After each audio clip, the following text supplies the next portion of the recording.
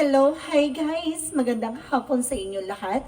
This is Jin Rodriguez from my Sagari channel, a faith healer o Zamatarder. So ngayong hapon, natatagan natin anong gusto sabihin sa'yo ng ating mga gabay. So this is a special gabay for the month of March 18 hanggang March 25 for the sign of Scorpio. So, Scorpio, welcome to my channel. Ano kayang messages, advices ng Spirit Guides ang ating masasaga for today's video?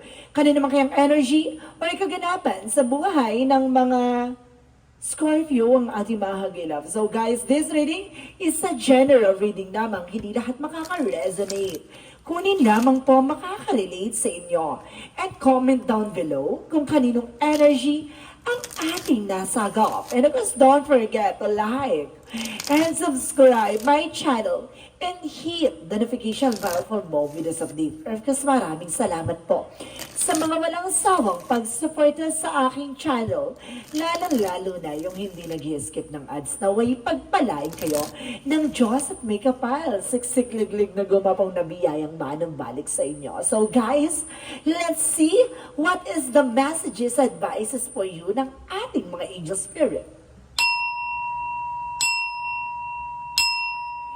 Angel Spirit, guys, please give me an information para sa ating mga kapatid na Scorpio. Alamin at tuklasin, alamin natin with the 5 of Pentacles. So suddenly, guys, nagkakaranas ka ng biglaang financial crisis ngayon. Or maaaring kumbaga, nakakaranas ka ng pagtumal or pagbagal ng pasok ng pera. It's normal with the 6 of Wands. So maaaring mapagtatagumpayan mo. No, ano yung mga bagay na nangyayari behind your back? At the same time, there's a 5 of Wands by complication, competitors. Ano man yung mga bagay na yan, no? Pinagitnaan tong eksena na to na maaaring mapagtagumpayan mo. No? So let's see additional messages for Angel Spirit, guys. And of course, there's the Page of Wands. So there's a new ideas and fresh ideas coming in for you. May magandang balita na papasok dito. At the same time, there's a devil energy. Oh my God, mayroong something a negative. So let's see additional messages. And of course, sinasabi dito with that 8 of Swords. Oh, toxic. No, napapalibutan ka ng toxicities. Or either, guys, na kumbaga, maraming traitor or maraming mga nasa paligid mo na naiinggit behind your back with the devil card. Or either, guys, hindi mo alam, no, na may taong gumagawa ng eksena kaya nagkakaroon ka ng something pagtumal or pagbagal ng pasok ng pera. So let's see what is the 5 of Wands. Ay 5 of Pentacles. So there's an Ace of Swords, a mental clarity, and there's a breakthrough. At the end of the time, mapagtatagumpay mo pagdating sa finances kasi you know how to handle money and finances, no? So let's see what is the 6 of Wands. So there's a temperance, there's a perfect timing. So, and there's a divine guidance, no? Maaaring ginagabayan ka ng ating angel spirit, no, to win this battle. No? Talaga ipapanalo mo itong laban na to. Ano man yung mga mukhang kalaban na yan. So, sinasabi sa dito na matatapos mo yan. With the King of Wands, by control. No? Kumbaga, mako-control mo naman yung mga competitor, even complication. No? So, let's see what is the Page of Wands. And there is a 5 of Swords, self-sabotage. Be aware, no, sa mga eksena na ginagawa mo, sa mga thoughts and information na, kung magabaguhin mo na ang sistema mo. But Page of Wands is a good news and new ideas coming in for you. Maging aware ka lang sa mga bagay baka maudlot, no? Kaya wag kang mag-share ng thoughts. So let's see what is the Devil card. The Devil is the Knight of Pentacles, secure, no? Maging secure kapag dating sa finances mo. The 8 of Swords represent the Queen of Cups. So, it's almost near to healing, no? Kumbaga talagang mag-healed na lahat. Maaring matapos na yung mga pigating eksena mo dito, na maaring napapalibutan ka ng mga traitor or mga toxicities, maaring unti-unti ka na makakalaya sa mga tao na yan. At the same time, there is the 9 of Cups for a wish fulfillment. So talaga matutupad yung mga pangarap mo. Unti-unti lang yan. With the 6 of Wands and the Temperance, let's see. Now, what is the 6 of Wands and the Temperance? So there's the 7 of Cups. So there is a lot of opportunity coming in for you. And of course, there's something confusion, no? Okay, thank you. Opportunity daw yon. So, sinasabi dito na maraming papasok na opportunity sa ng ating angel spirit. And of course, there's a lot of confusion and there's a lot of paggulo, parang gano'n. No? Kumbaga, guguluhin yung sistema or guguluhin yung eksena, pero at the end of the the time or kumaga, at the end of the road, no, talagang mapagtatagumpayan mo. The Five of Wands is the King of Wands. Represent what? The Moon card. No? Kumbaga, truth reveal. No? At the end of the time, ano man yung mga nagiging complication, competitors mo, maaaring lahat ng mga bagay na yan, malalaman mo kung ano yung katotohanan. No? The truth reveal and the moon card is a dream coming true. No? Kumbaga, sa dang kadiliman na nangyayari sa buhay mo, ang magsisilbing liwanag, yung moon, no? Kung ibig sabihin, ikaw yung magsisilbing liwanag sa lahat ng mga nangyayaring kaganapan sa paligid mo. Ganon. No? So let's see what is the Page of Wands in that. Five of Swords. So there's an Ace of Pentacles. Wow! So this is a big money, big opportunities. Kaya be aware. Huwag ka na mag-share ng thoughts. Maging tahimik ka kung ano man ang meron ka. Hindi mo kailangan maging bulgaran or chika-chika kung magkano yung pera mo or something na papasok sa buhay mo. Maging aware at maging tahimik ka na lang. Para na sa ganun, mag-grow ka na, no? No? So let's see what is the Devil in the Knight of Pentacles. So there's the World card. There's a lot of trouble coming in for you na maraming trouble, maraming gala, maraming rapa, maraming papasok na success, no? There is a four elements, no? Air, water, land, and of course, fire. So, talagang represent dito na lahat ng aspeto ay magiging secure mo. With the devil energy, kumbaga sinasabi dito na, kumbaga marami rin napapalibutan ka ng mga taong ingitera, no? Maraming taong mapanakit sa paligid mo, pero secure ka, no? You're always secure. So, let's see what is the Eight of Swords, that occurs the Queen of Cups. So there is the Knight of Swords. Anxiety is liveless night. So, ibig sabihin dito kaya ka hindi makaalis sa situation.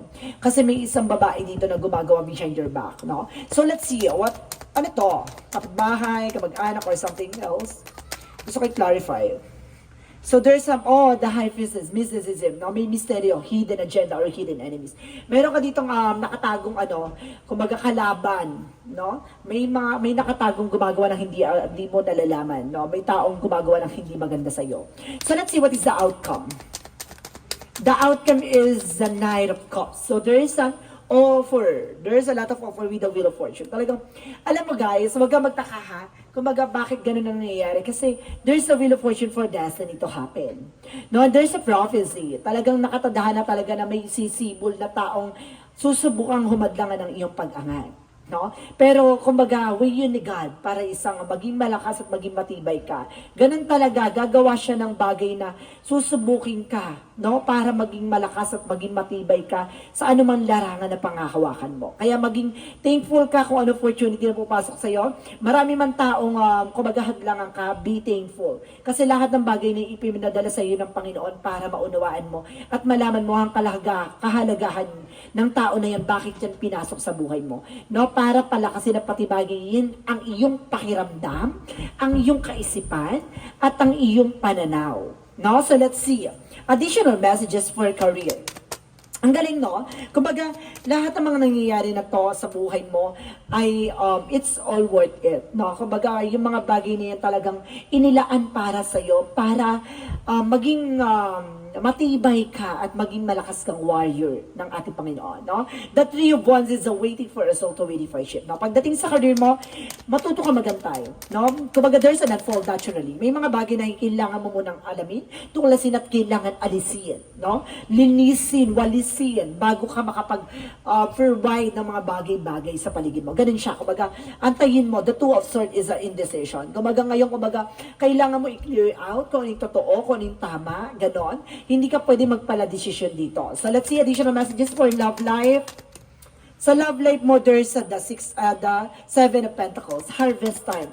So, pagdating sa buhay, pag-ibig mo, umaga marami ng taong minahal, sinaktan ka, pinaglaruan ka, binudol ka. So, there's a Seven of Pentacles for harvest time. So, maaaring matagpuan mo na yung taong para sa'yo at makakasama mo for longest time. And the Nine of Pentacles is a blossoming abundance. Yung makakasama mo in a up and downs eksena, no? Na magdadala sa inyo ng blossoming. So, ibig sabihin nito, itong harvest time na to ay talagang mananatiling harvest time, no? Kumbaga dahil dito sa masaganang kaganapan pagdating sa love life mo. Ay, pasabog. So, let's see about naman sa health. Sa health mo naman, let's see. So sa help mo there's a 4-1. So celebration, wow. So maaring, kumbaga ma-fulfill. And there's twin flame energy. At the same time, there's an Empress card for a river. So parang pinanganak ka ulit ng bago, no? Na walang sakit, walang nararamdaman, maaaring matatapos na anumang uri ng karamdaman. So let's see what is the magical fairy messages. Ang ganda. Ang ganda. Kumbaga, parang there's a prophecy na parang talagang hinuhubog ka, no?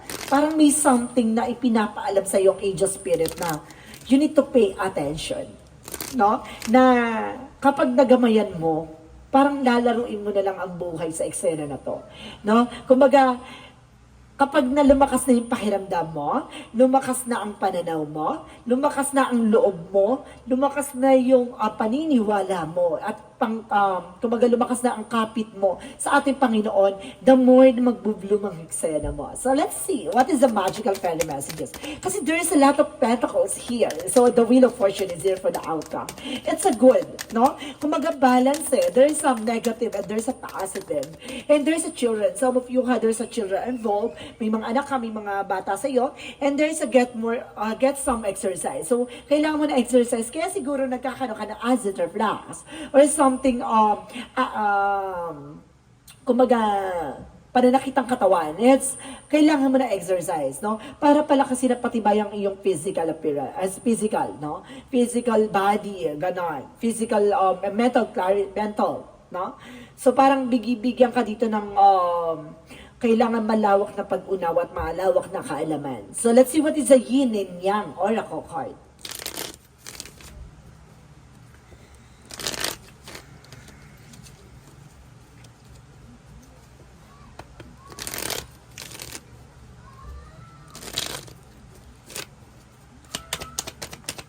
Yin and yang oracle card, so there's a facade. So, kumbaga, may mga bagay or paniniwala ka dito na kailangan mo ng baguhin. There's a third party. So, there's a third party involved.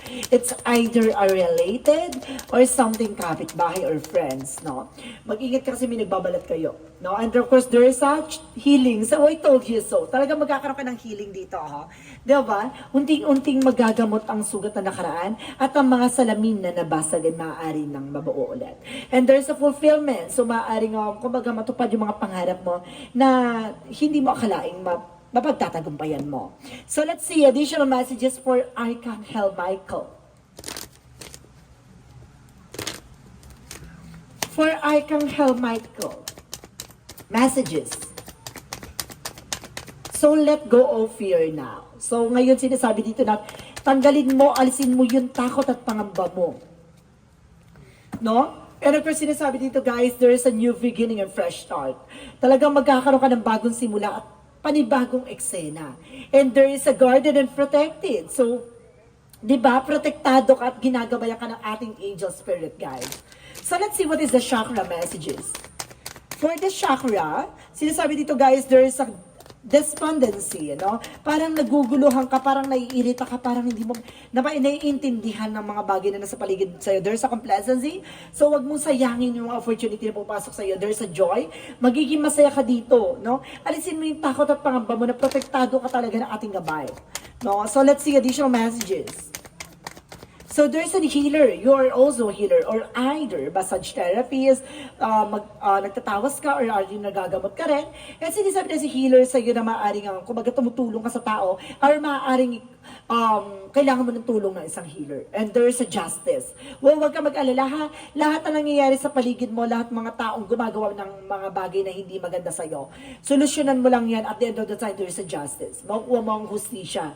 No? Kailangan mo proteksyonan yung sarili mo. Kailangan mo pangalagaan yung sarili mo. Kasi at the end of the time, ang hustisya ay lalakad na talagang gagapang. No? Hindi man sa ngayon, pera sa tamang pagkakataon. So let's see, what is the Monsology?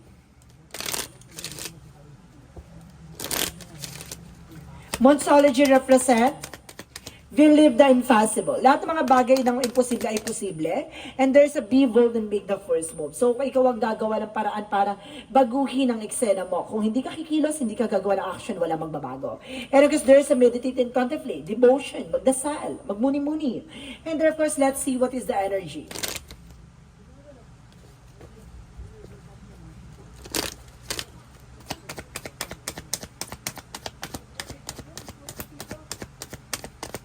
Let's see what is the energy. So there's an anxieties. No, kumbaga nagkakaroon dito ng anxiety sa parang kumbaga stress or something, hindi ka makatulog, hindi ka makapag-isip, no? Kumbaga naguguluhan yung utak mo dito. And there's a thinking man. May tao nga tinitignan kabilang isang diamond na parang kumbaga napakahalaga mo, ganon.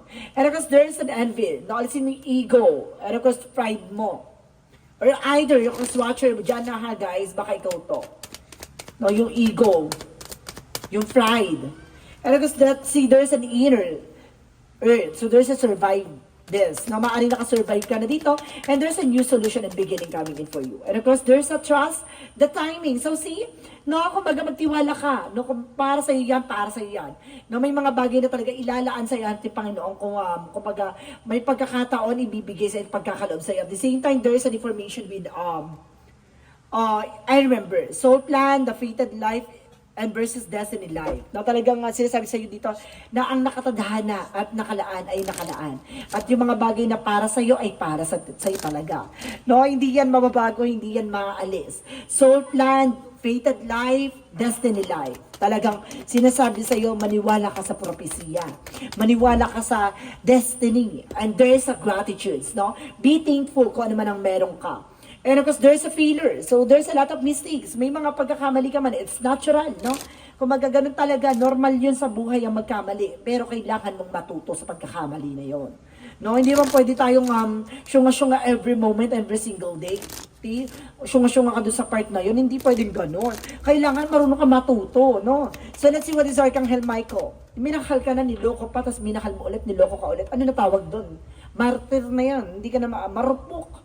Kailangan mo na talagang matuto. There's a prayer works, no? Pagdating naman sa pagdadasal, maaring na nangyayari, you know? At talagang working yung ginagawang pagdarasal at pananalangin, no? Yung mga hinihiling mo ay maaaring natupad na. So let's see what is the Romance Angels. Pagdating sa love life, sinasabi dito, give your relationship a chance, no? Baka pagdating dito na maaari kailangan mo na second chance, first chance, wag ka lang talaga mag-double, wag ka lang mag-triple chance talaga, no? Kumbaga sinasabi sa'yo dito, nilalaro ka na lang niya. And there's a retreat, no? It's time to disconnect to this world, no? Kailangan mo na kumawala sa mundong ginagalawan mo, no? Baka nandun ka sa part na bangungot na yun. So let's see, additional messages for angel spirit. So there's an healing. No, unti-unti ka na mag-heal. Unti-unti na mawawala sa mga negatibo, sa mga sakit ng nakaraan. And there is a love. Love can exist, no? Talagang love of fears. No? And of course, sinasabi dito, there is a support by guidance. Yung mga mahal mo sa buhay na yung maaring ginagabayan ka. So let's see what is the Jesus loving quotes.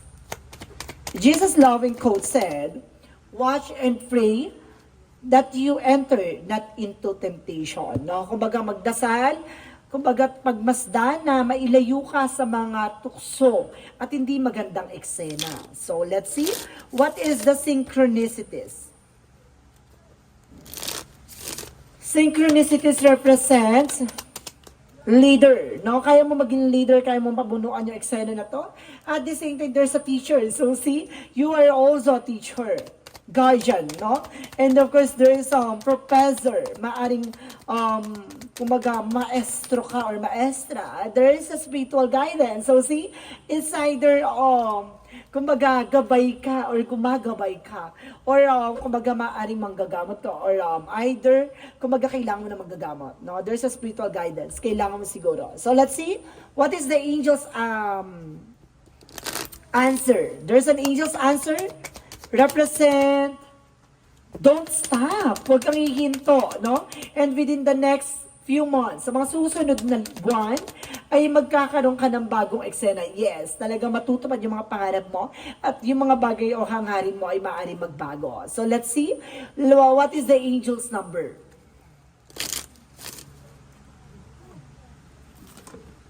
For the angel's number,